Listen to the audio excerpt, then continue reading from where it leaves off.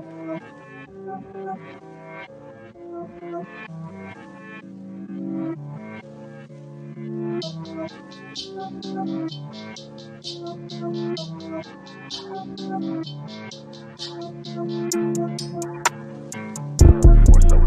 I mean, once you get the non-white person in a state of mind and a viewpoint of life, of what life should be about for them, as a victim.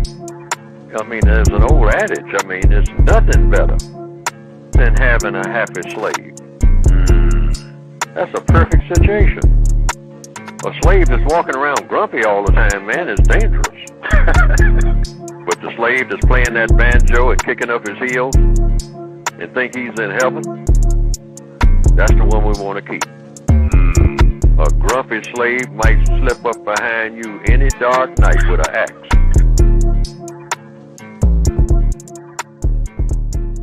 Somebody drop this fool for me. The mic drop.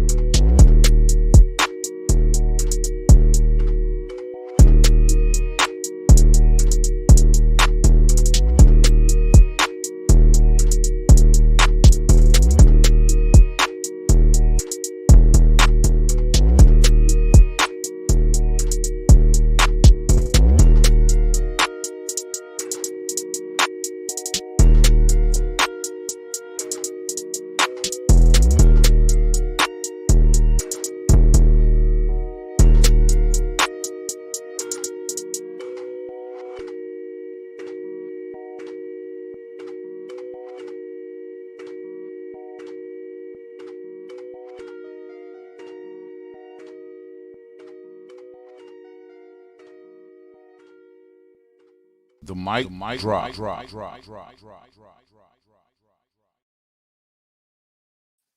Yo, what's up, ladies and gentlemen? Welcome back to another episode of the Big Mic Drop. It is Thursday, February 18th.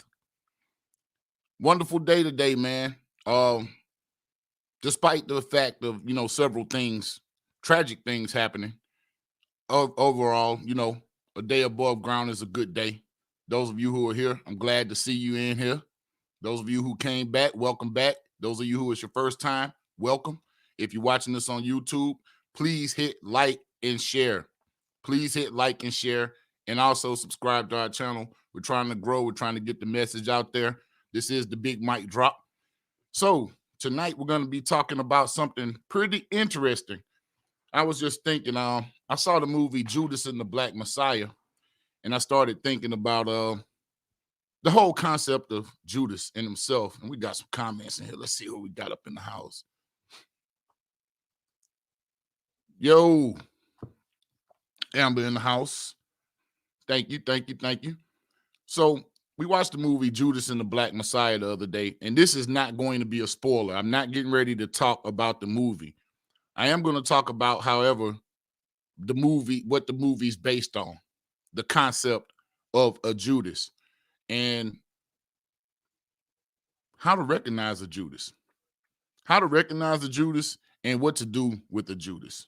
So I called this one The Death of Judas, how to spot a rat, how to smell a rat, and how to clean house. Salute, Gary Green in the house. What's popping? I know you seen the movie, man. I mean, it was an awesome movie, man. And like I said, I wish I could sit out here and spoil it for those of you who haven't seen it. But couple this what you see tonight and what we talk about tonight, couple this with what you know when you see the movie. Okay? And we're going to kind of bring Judas into perspective. We have some that are lurking out here. So, in the beginning, let's see here.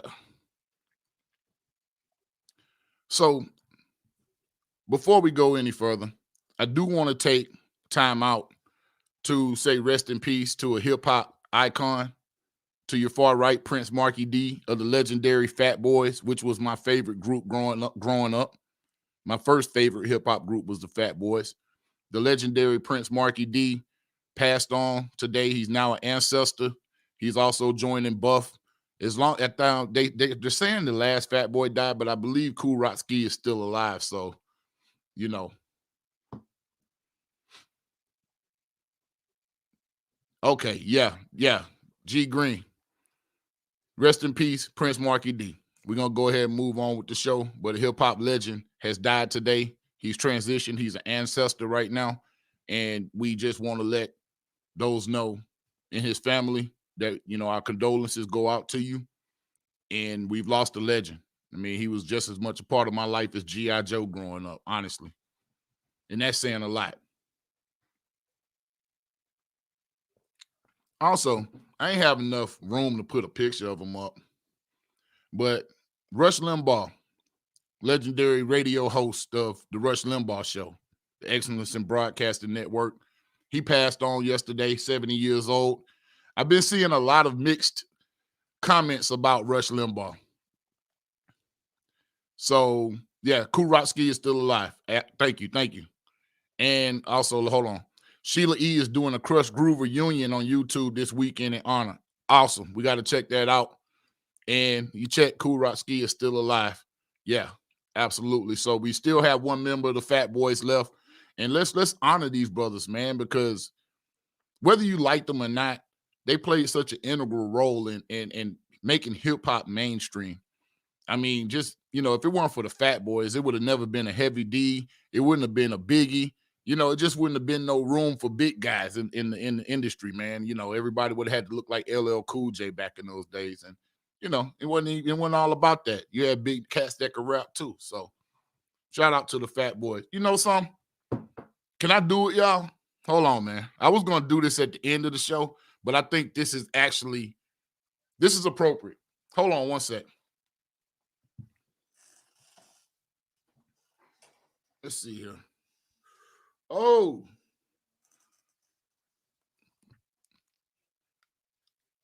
That's a little bit better. This is for Prince Marky D, man. This is in memory of Prince Marky D from the Fat Boys. So, also, Rush Limbaugh. We want Rush Limbaugh. Like I said, I ain't have enough space to put a picture of him up. His head was too big. But he's dead. Lung cancer at 70 years old. He died yesterday, February 17th. My mother's birthday and Black History Month. What do y'all think about that? I mean, I've seen a lot of conflicting or mixed views and, you know, on his death. I've seen some people be kind of ugly about, you know, his death. I'll say this, there's really no need, to be ugly about it. It's really no need to wish that he goes to hell. There's really no need to, you know, say all the ill shit that people are saying out here. You know, I mean, do you. And I get it. And I understand. But he made his bed real comfortable before he laid in it. You know what I mean? And I want to talk a little bit about Rush Limbaugh and kind of the implications of what he started and kind of what he came from and where we are as a result of Rush Limbaugh and different shock jocks. So Rush Limbaugh is a charismatic shock jock, of course. He's also the father of the conservative talk radio movement. Now, what makes that important? He propaganda piece for the Republican Party. Yes, he was the early, what did he say? He was the early conspiracy stir to scare white America into Republican agenda. Absolutely. He was a Republican kingmaker. Like, he could make or break your presidential campaign if you were a Republican. And they like to use the term conservative, but I would say it's more of the fascist wing of the Republican Party that he represented and actually probably fomented. So Rush Limbaugh benefited a great deal off of what was called, or he didn't benefit off of it. He benefited off of the abolishment of the fairness doctrine. And the fairness doctrine was an FCC policy, Federal Communications Coalition. What is it? Federal Communications something? Yeah. Anyway, company. I don't know. But anyway, the FCC had the fairness doctrine. So basically, back in the 1930s, right when radio was really, really, really popular, and Hitler was kind of using it to have a whole propaganda machine in Nazi Germany, radio was like they were offering one-sided political views. And so in order to balance it out, they decided to employ the fairness doctrine. They came up with the fairness doctrine. Now that lasted from 1949 until 1987 under the Reagan administration, when he put his little homeboy in there and they got rid of that shit. So Rush Limbaugh was actually able to take off. His career took off in the late 80s because of the fact that the fairness doctrine was no longer in place. So now you don't have to offer alternative views. You don't have to offer two sides. Chris Jones in the house, what's happening? You don't have to offer both sides of the argument. You can literally just pump one side of the argument, one side of the argument, one side of the argument, which is why the fuck I'm here.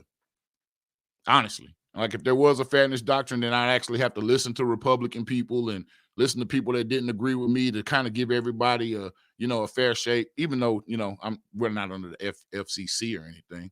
We're on the internet. But, one day it could possibly be there. So Rush Limbaugh made a ton of money. Rush Limbaugh was worth almost $500 million when he died. They like 25,000 square foot oceanfront joint and panel in Palm Springs or whatnot. So, I mean, he was worth a whole bunch of money. Those of you probably remember he was arrested in 2006 on prescription drug charges. So yeah, he was onto the Oxycontin and whatnot. So he was popping them joints like now and later. So after the arrest, he kind of became the poster child. Actually, I believe that Rush Limbaugh is the reason that the opioid epidemic is now looked at as a crisis. I think he's the one who brought attention to the fact that, these folks popping pills like now and later. And I think he's the poster child and the reason that it became the opioid crisis, as opposed to the opioid, get your dough kicked in, get 25,000 years in prison for one pill.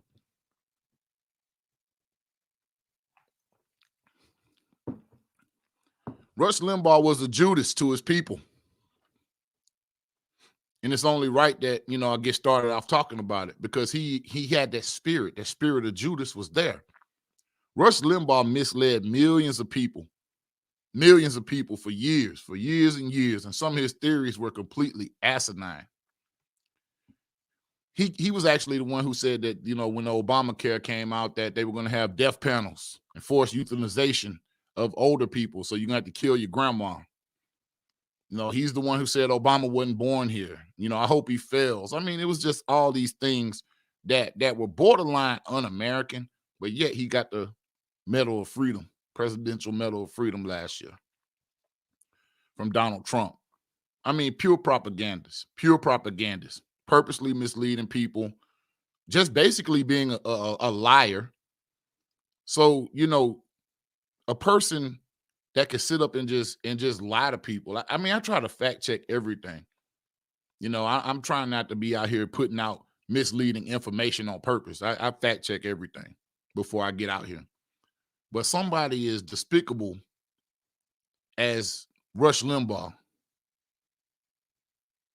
being able to just sit out here and just purposely pump this bullshit day after day after day after day with no facts, just opinion.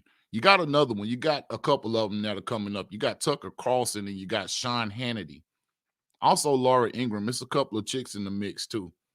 A couple of Karens in the mix. And they're big on this lying. Another one, Candace Owens. She's a real Judas. We're going to talk about her tonight. But these people are not invested whatsoever in the truth. And really, people, that's why I feel like we have the prime opportunity to occupy that space as Black people, foundational Black people. And I'm gonna start using that term.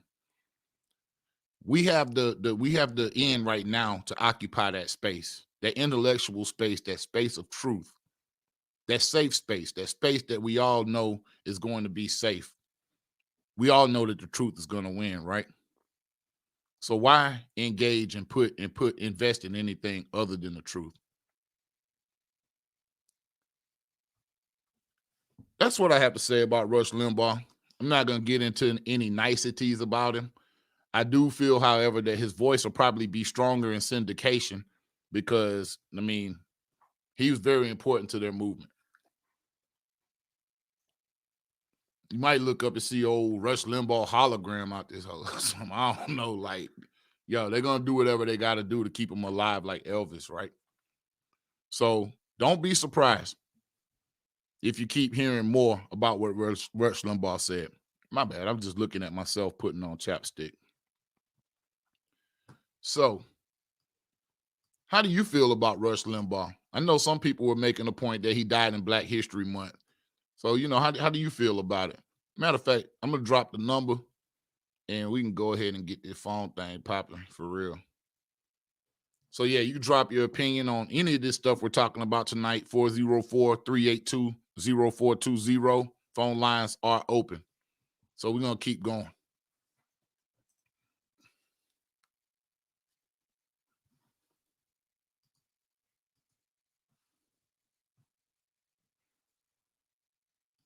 You said change the hat? Yeah, I guess you're right. This was in honor of Marky D.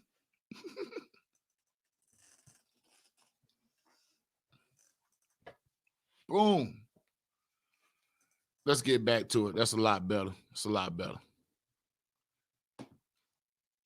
I was gonna say, man, we're gonna be talking about coons tonight. That was actually how I wanted to end the show. I wanted to be like, you know, the best coon is a coon hat. You know, if you want a coon, get you a good coon hat. You know what I mean? That's the best kind. So let's get on with it. Let's talk about your boy, man. I was thinking about this today, man, when I saw this on the news. Ted Cruz. So Ted Cruz decides to up in the middle of the ice storm in Texas, decides to up and take his family to Cancun. And his excuse was his daughters were out of school that week. Everybody kids school out of school this week. You know, he just, you know, he's kind of acting like he just wants to take a disaster in your state that you claim to love and represent. He even had a Texas mask on in the airport with some short sleeves. What? I got a picture of this one. Check this out, man. Check this guy out. Check this guy out, man. Here go your boy Ted Cruz in the airport. So I'm not gonna lie. When I saw this picture, I started thinking, I don't know if y'all watched the show Tuesday night, but I started thinking about that article I read Tuesday night about the argument with between breast milk and chest milk. And we came up with it, man. This is Ted Chest Milk Cruz, aka Ted Queso, extra queso, of course you can see Cruz. This guy is the most ridiculous, man. They're calling for him to resign, but honestly, he's not even my senator. And he irks the hell out of me more than any senator I've ever seen. Like, I mean, even more than Mitch McConnell. This dude irks the hell out of me. Him and the little Josh Hawley kid. I mean, look at this. I bet you his wife, she probably washes doo-doo stains at least once. She washed track marks, I guarantee. Look at him. Then you got the nerd, had your little faded jeans on, man. But look, what's all this, man? What's you know what I'm saying? I can't even point to. What's up? What's all that? What's all that? You know what I'm saying? Wear a t-shirt. Wear an undershirt up under there, bro. Like, for real, man. You a man. Ain't nobody supposed to see your nipples, man. Chest milk. Oh, Ted Chest Milk Cruz. That's y'all senator, man. Y'all got to get your boy up out of there, man. And peace out to my folks in Texas, man. I hope everybody doing well out there in Texas and not going through too much, you know, drama, power outages, and water busting in apartments and whatnot. Oh, yeah. Yeah. When Trump called his wife ugly, I already knew He was Ted Queso. He was chest milk. That was just a little side note on that cat. Like, this guy is totally ridiculous. So, Judas in the Black Messiah. I'm going to talk about it without talking about it. But I'm just going to put a few points out here without talking about it. So, first and foremost, it's absolutely a mic dropper. It's absolutely a mic dropper. I'm going to tell you the pertinent information. It's directed by Shaka King. It's starring Daniel Kaluuya as Fred Hampton Sr., Lakeith Stanfield as William O'Neill, and Jesse Plemons as Agent Roy Mitchell. Now, without spoiling the movie, those are the three characters that y'all need to pay attention to, because it lets you know. I'll say this, and I'm just going to go ahead and end it up before I say too much. The first thing I thought about was apolitical blackness and moderate whiteness, and the contrast being drawn with that and the outcome. Those two things will destroy any movement. Think about that. And I love the name, and I love the way that they kind of focused on the protagonist, antagonist, the antagonist. Yes, the antagonist. Fred Hampton Sr. would have been the protagonist.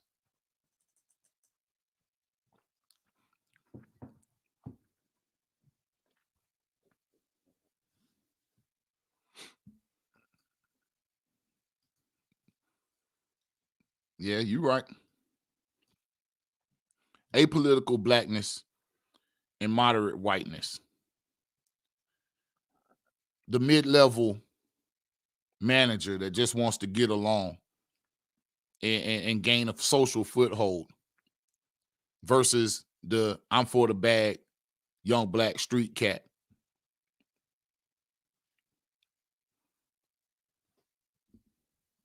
That's the perfect mix for a Judas.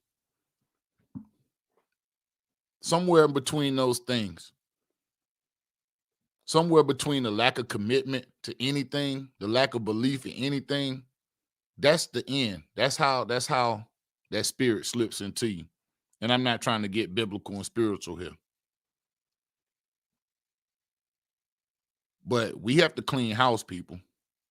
And I'm going to let y'all hear some videos of some folks. We have to clean house in our own community. Let me let you hear this. And I'm going to start with Larry Elder. Now, for those of you who don't know who Larry Elder is a black conservative radio host. I think he's out of the Los Angeles area. But check out Larry Elder. And they slipped it over on us yesterday. They had a congressional hearing on reparations, HR 40 yesterday. And they had a couple of people up there, talking about their opinions. But these two gentlemen they got in particular to speak against reparations. And I just want y'all to hear the type of coonery that goes on when you're not looking. And then I want to ask some very serious questions. So let me get this queued up here. And this is on, let me see whose this is. This is Forbes. So this is under the Fairness Act or Fair Use Doctrine. I'm not saying this is mine. I'm just doing commentary. So chill out. Let me get rid of Ted Tits over here. Chest milk. I like that, man. I think that's a good thing for Ted Cruz, man. I like that. So boom, let's check this out. So, like I said, I am a one-man show here, so no moderator, no producer. But let's get this going. Let me now move to our next witness. Let me know if y'all can hear it. Mr. Elder. Mr. Elder is a conservative attorney, author, and host of the nationally syndicated radio program, The Larry Elder Show. And this is Larry Elder yesterday. He writes a nationally syndicated column and produces videos for his YouTube channel in association with the Epoch Times. Mr. Elder received a JD from the University of Michigan and his BA from Brown University. Mr. Elder, you're recognized for 5 minutes. Congresswoman Lee, thank you very much for having me. I really appreciate it. I am the executive producer of a documentary that came out June 19 last year called Uncle Tom, An Oral History of the Black Conservative. And as Congresswoman Lee pointed out, Black people are a race of overcomers. And it talks about the fact that despite all the problems that have been brought up in this committee about racism, about slavery, about Jim Crow, Black people have overcome to the point now where only 20% of Black people are below the federally defined level of poverty. Still too high, but in 1940, that number was 87%. And 20 years later, that number had been reduced to 47%, a 40-point drop in 20 years. That is the greatest 20-year period of economic expansion for the history of Black Americans. And notably, that came before the Brown versus Board of Education decision. That came before the...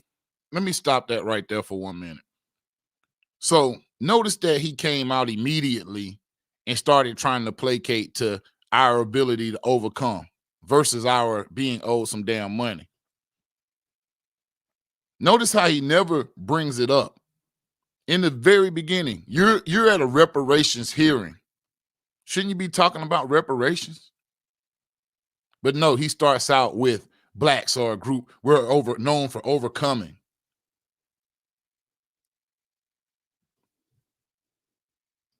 Civil rights bills in 1964, 1965, despite all of this racism, all of this prejudice, Black people still overcame. I also find it ironic we're having this hearing 13 years after we elected and then re-elected the first Black president of the United States. I'm old school. I still get the newspapers thrown into my house. And the day that Obama got elected, I got the New York Times and the LA Times thrown into my home. And on the front pages of all those newspapers, there were colored pictures of Black parents hugging their kids, crying, saying things like, now I can say for the first time truly that if you work hard, you can be anything you want to be. In 1997, Time Magazine and CNN did a broad survey of Black teens and white teens and asked both of them whether or not racism was a major problem in America. And both of them said yes, not too surprisingly.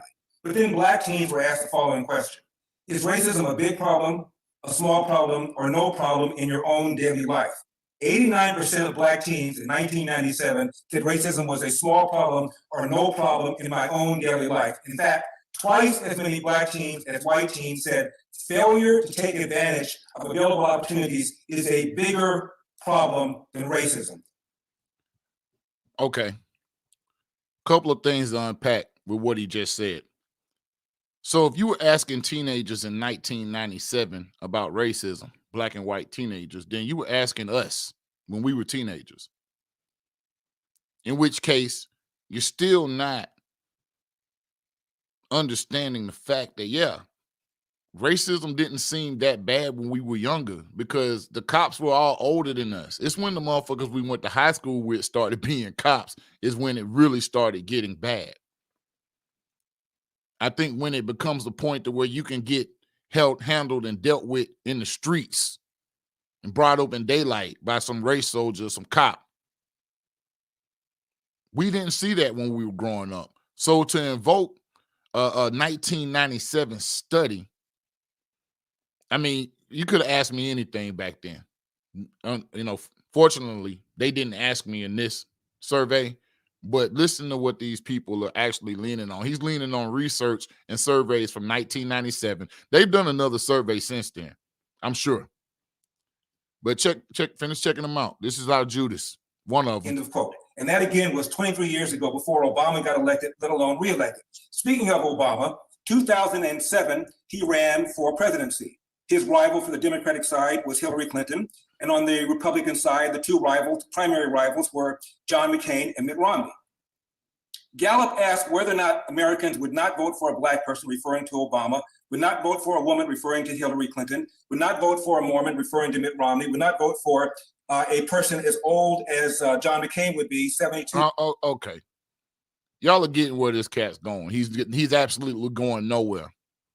My thing is, why is he at the congressional hearing for reparations?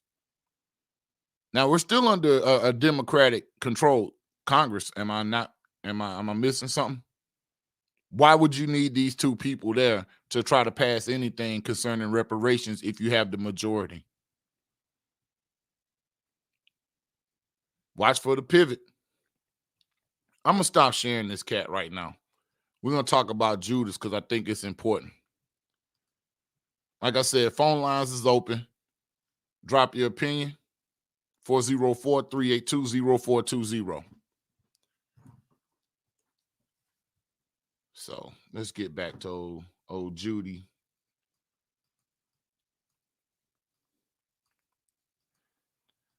So yeah, totally check out Judas and the Black Messiah when you get an opportunity to. It's definitely a must-see. So Judas Iscariot is perhaps the most notable traitor in human history. His name is invoked with names like Benedict Arnold and Brutus that stabbed Caesar to death. But it's many, many, many more traitorous rat types, make rat moves type of people out here. You know what I mean? It's way more. The list is long and it's an infamous list. You know what I'm saying? So we're going to add a couple of more names tonight. We can go and put Larry Elder on there. Because see, like I say, under the cover of night, under the cloak of night, he's in there, you know what I'm saying, selling us out. It's something interesting that he did that also is in Judas did also. It's very interesting. So what we're witnessing right now, what we witnessed in 2020 is still going on right now, but what we're in the midst of is what they call a paradigm shift. And that paradigm shift really started in May of 2020. Right? That was with the murder of George Floyd.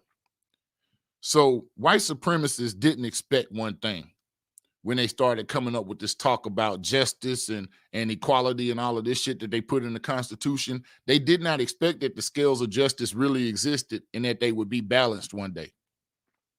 That's what we're dealing with now. If you notice, they're destroying their own justice system because they can't keep law and order with these capital people. White supremacy is so deep, it's so rampant, it's so prevalent that they can't even conduct a case. They can't even charge people. They can't even keep people in jail without bail for storming the Capitol. So now they're going to try to change the definition of what they did, just like they did our protests. They said our peaceful protests were riots, but they calling this a peaceful protest. Mark my words, it's going to become that. So they convinced themselves, a lot of white supremacists in the United States convinced themselves that the dream that they were talking about was actually real. And once they realized what they failed to realize is that the God that they tried to imitate in Western civilization is actually real. He's not asleep. So 2020 has been a year of all types of things, man. I don't know if you're into the Bible or whatnot, but I mean, we've had earthquakes, fires, plagues. I mean, what you name it, we've had it. UFO sightings. I mean, everything's been going on if you've been paying attention. So you name it, we've had it. Like I said, I'll let you make your own judgments on these things in these signs and whatnot. That's up to you and your God. But there is signs that there is other forces bigger than us that are working every single day. And they're working in favor of justice. Would you agree? So 2020 has been a horrible year for humanity as a whole. And normally, humanity's always depended on Black people throughout history to save it. Now we're to a point to where this oppression has been going on so long, and this colonization has made the infrastructure of the mothers and fathers of this earth weak. So now places in Africa, they can't help you. And foundational Black Americans, we're not going to help you save humanity anymore. Until we stop getting subjected to the most inhumane treatment ever documented in human history, until we stop suffering from that, then we can talk. Until then, there's no negotiating. Part of the reason this has been allowed to proliferate is because we've been allowed to pass this spirit along. like a brain-rotting, flesh-eating bacteria, you know? It's horrible. The spirit of Judas. Judas Iscariot. He was responsible for the derailment of perhaps the greatest social movement that ever would have taken place in human history, and that was the movement of Jesus Christ. His actions fomented and facilitated the Roman seizure and the perversion of the narrative of Jesus Christ. That same version of Christianity that enslaved, conquered, murdered millions and millions of people, especially Western Africans and foundational Black Americans in South and North America. This was all because of Judas. How did Judas betray Christ? And Christ knew Judas was going to betray him, but he gave him a kiss on the cheek. He tried to deceive him. What did Larry Elder just do before he tried to plunge the knife in our back? Oh, Black people have always been able to overcome. Now you want to give us a speech. You should hear where he said that his mother kicked his father out the house in the middle of the Jim Crow South in Athens, Georgia. Kicked him out the house, a Black boy, teenager, in the Jim Crow South. Imagine what kind of kid that was. That your Black mama kicked you out the house in the middle of the Jim Crow, Athens, Georgia, in 1915, 1930, or whatever. You should hear this cat. He's responsible for Stephen Miller. I don't know if anybody knew that. Stephen Miller actually got his start calling into the Larry Elder show. And now you know how diabolical and evil Stephen Miller was. So this man is a Judas. And they called him, knowing good and well he's a Judas. I don't see why any Republican needs to be in the building, period, talking about reparations. I don't see why Candace Owens, what she has to say. I don't understand why what they have to say is important. I really don't. Larry Elder, and I'm gonna say the best for last, because this last one is gonna really blow your mind right here. We're gonna have some fun with this last one. Your boy, Herschel Walker. He's another one.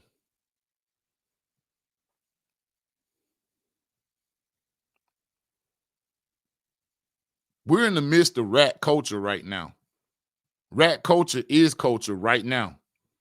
That's why you got cats running around like 6ix9ine, antagonizing folks. They're comfortable. They're bold enough to come out in the open now. It's like a rat coalition. That's that spirit.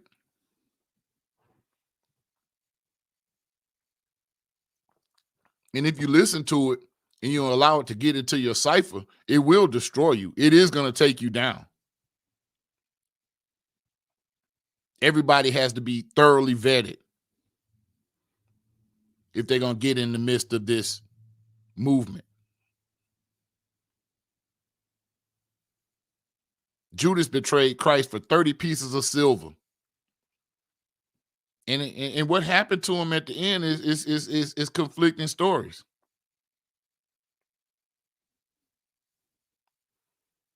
Some people say he killed himself and he was disemboweled. He hung himself and, you know, he wasn't successful and his guts fell out. Some stories say he went on to write the last letter in the Bible, which was Jude.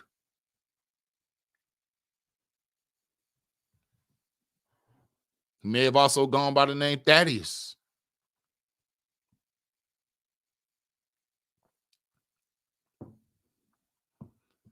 I think what happened to Judas was he just moved on to the next group to infiltrate.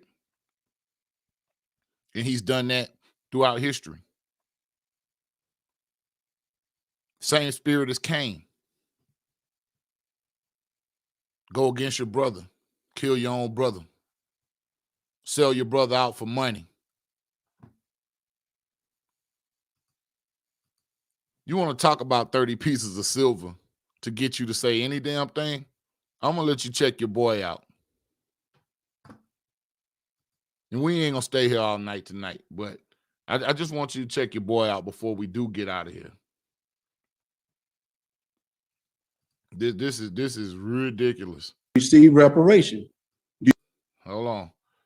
I'm gonna let this whole thing rock. I'm gonna get off the screen. Never mind. I'm gonna be on here. I'm gonna let This opportunity is. This is your boy Herschel Walker. This is horrible. I hate to do this to y'all. I know some of y'all love Herschel, but I got to get him. They've been getting them all day. I got to get a piece too.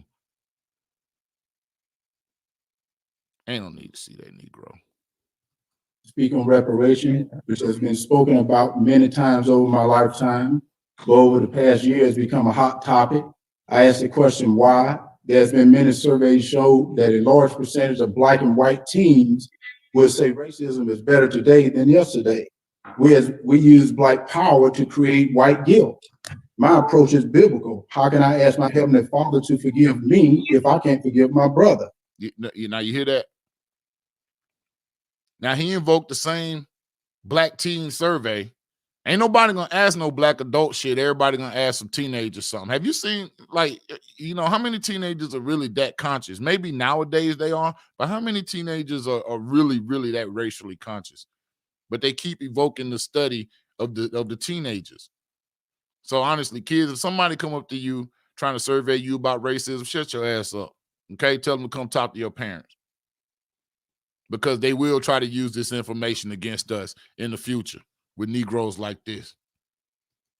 I never want to put anyone's religion down, but my religion teach togetherness. Reparation teach separation. Slavery ended over 130 years ago. I'm back. How can a father be asked his son to spend prison time for a crime he committed? In the case we speak of, how can a father be asked his son to commit prison time in a prison for the crime that he committed? Look, man, there's families out here that are still worth millions of dollars that are still in the same city. His family's right there in Mobile, Alabama, worth millions of dollars in that damn slave money. Right there. It ain't no big unsolved mysteries. You ain't got to hire no detectives to find them. They right there. But let's keep it moving. Let's keep going. Research, we're researching farther back in history, a history of many are not taught or spoken about in school. America is the greatest country in the world to me. A melting pot of a lot of great races, a lot of great minds that have come together with different ideas to make America the greatest country in the earth, on earth. Many have died trying to get into America. No one is dying trying to get out. Reparation. Where would the money come from? You, Herschel. Does it come for all the other races except the Black taxpayers? The Blacks. Who is Black? What percentage of Black must you be to receive reparation? Do you hear this, man? Do you hear this? This is the reparations teach separations. He didn't say reparations because he ain't put an S on that hole yet. Reparation teach separations. He put an S on separations. This your boys, man. These are the people that we're allowing to talk for us. Go to 23andMe or a DNA test to determine the percentage of Blackness. Some American ancestors just came to this country 80 years ago. Their ancestor wasn't even here during. Okay, well, don't take your ass down to the reparations building, fool. Jeez. Slavery. Some Black immigrants weren't here during slavery, nor their ancestors. Some states didn't even have slavery. No, they did. We as Black Americans have always wanted what the Constitution stated: all men, Black, white, and today Latino, Asian, Italian, etc., should be guaranteed the alienability rights of life, freedom, and the pursuit of happiness. Hey, man, look. Years later, after slavery ended, Dr. King, I Have a Dream speech, said alienability of rights. Why did they get this man to speak? And who the fuck is this in the background? Why did they get Herschel Walker to speak? How does he even get a platform to speak for us, to speak for me and you? Let me keep going. It's painful. The signing of the Emancipation Proclamation was a great beacon of light, but hundreds of years later, we're still not free because of segregation and discrimination. Today, I call that reparation. He said segregations and discrimination. He called that reparations.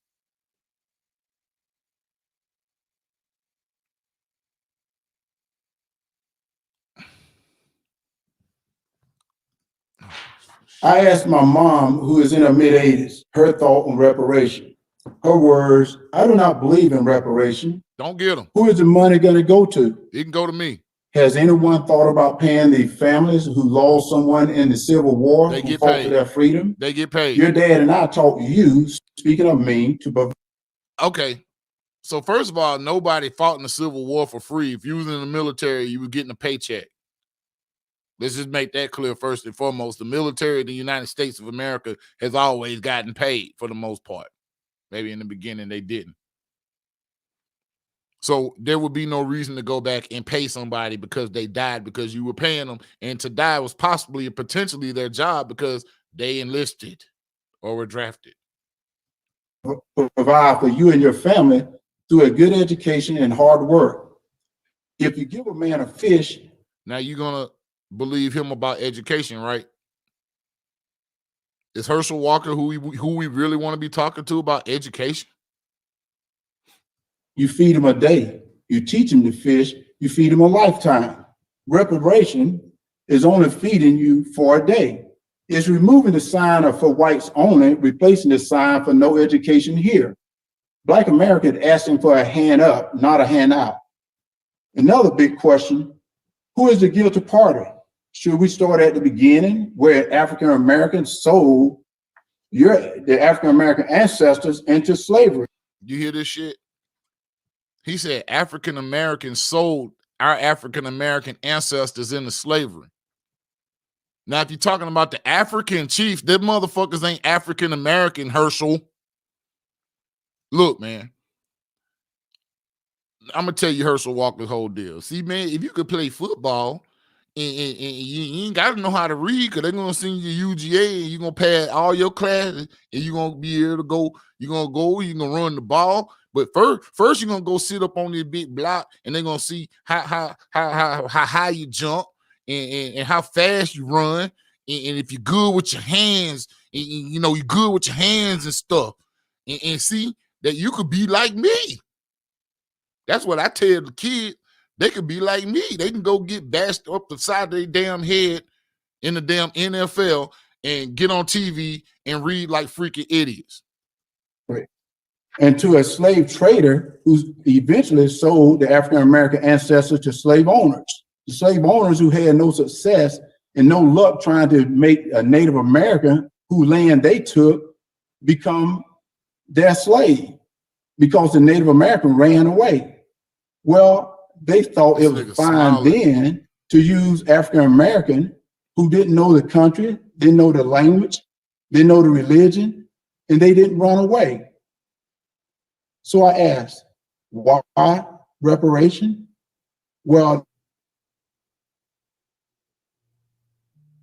slavery is because until the year 2021, still talking about reparation, not equal education, not to compare a game to a horrible period in my life, but as I fought shoulder to shoulder with my fellow football brothers of other races, I saw struggles they were encountering the same as I. And I felt worse about their struggle than I did about my own struggles coming from South Georgia. And I heard them speak to their parents of problems my family were dealing with as well. If a Black player would have been given something different than any other player, it would have created problems within the team, separation and division. Ezekiel 18:20, the righteousness of the right shall be upon him.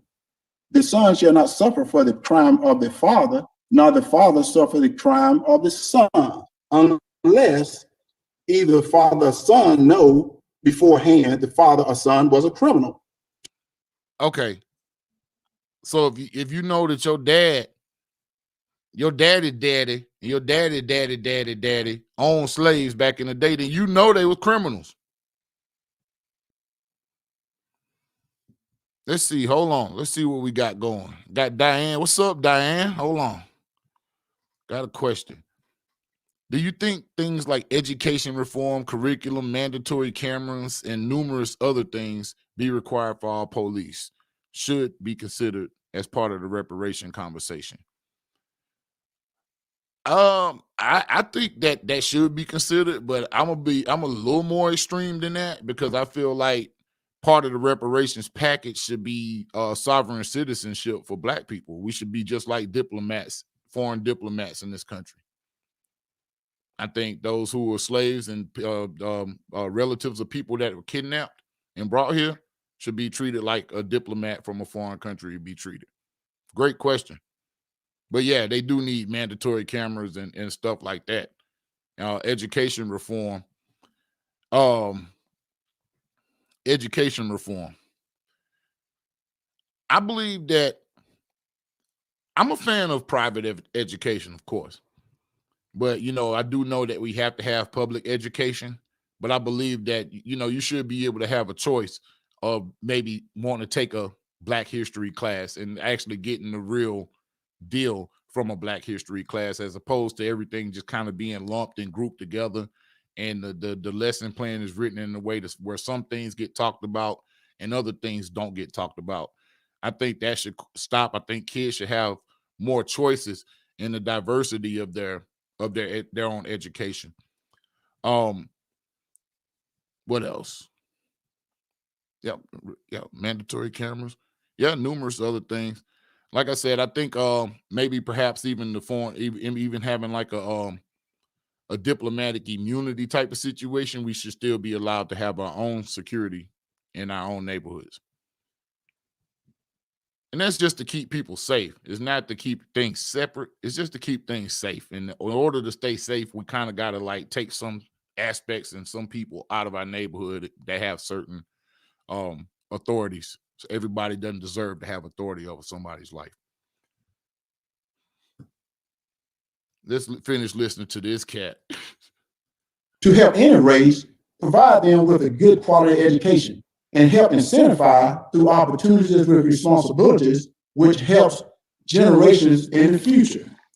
If reparation is a fee or a correction for a terrible sin of slave owners, government, and others, but we punish the non-guilty party, is it not creating division or separation with different races? I feel it continues to let us know we're still African American rather than just American. Reparation or atonement is outside the teaching of Jesus Christ. Now, if you think he called, if he called a business, right? Say he called to rent a house and he didn't tell them he was Herschel Walker.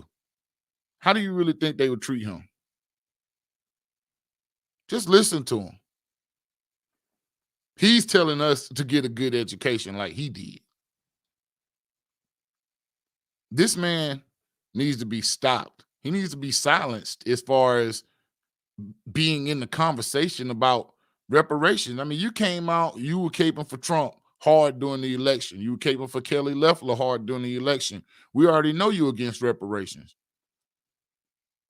And you know what's funny, man? My grandmother, God rest her soul, got this clown's autograph for me in the airport when he was playing for Philadelphia. She was in the Philly airport and got his autograph for me.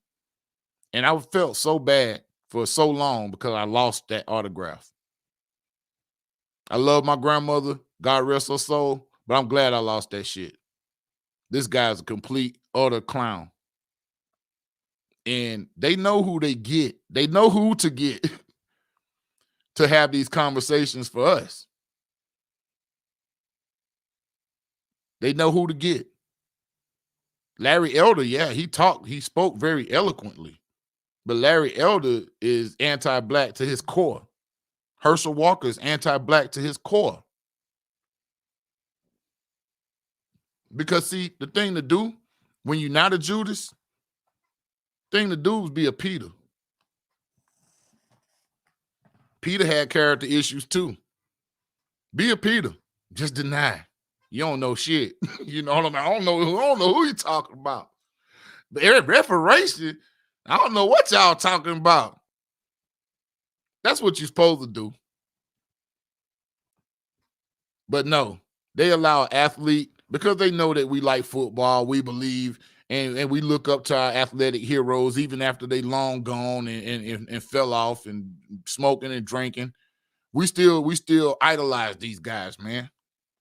And so we're gonna listen to what they say, or so they think.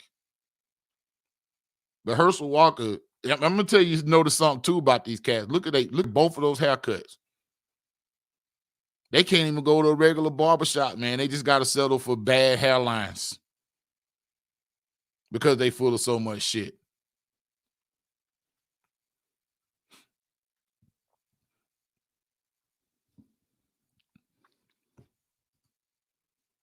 Who you are teaching, who will not be teaching the word of God. So I speak back.